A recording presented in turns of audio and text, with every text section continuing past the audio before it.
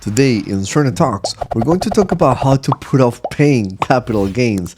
Are you new to real estate investing? Well, you may be scratching your head over some unfamiliar terms, and one of them that pops up very often is the famous 1031 exchange.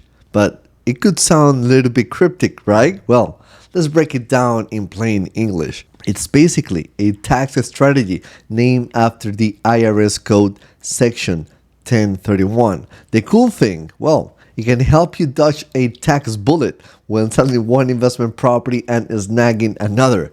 So why would you bother with a 1031 exchange? Picture this.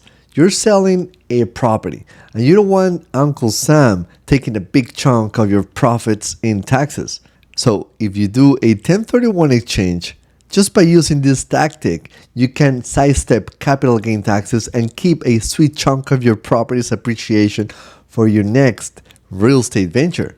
Keep in mind that your new property has to be like kind to the one that you're selling.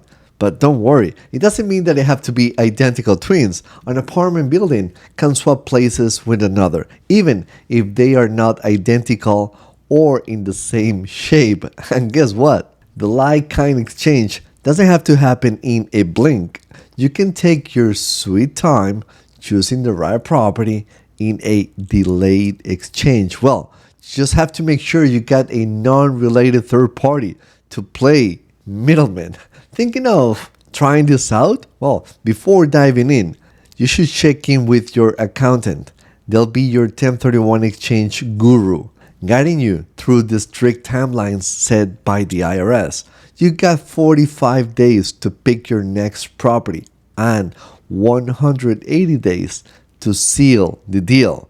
And who's eligible for this tax-saving dance? Well, if you own income-producing real estate, you're in.